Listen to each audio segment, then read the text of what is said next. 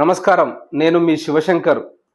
శ్రీ హన్మధ్వజ శబరిమల మహాపాదయాత్ర చిలుకూరు బాలాజీ దేవాలయం నుండి శబరిమల వరకు శ్రీ హన్మధ్వజ బృందం మీకు తెలియజేయనది ఏమనగా, 2 తెలుగు రాష్ట్రాల నుండి పాదయాత్రగా వెళుతున్న అయ్యప్ప భక్తులకు మా యొక్క విన్నపం, హెచ్చరిక.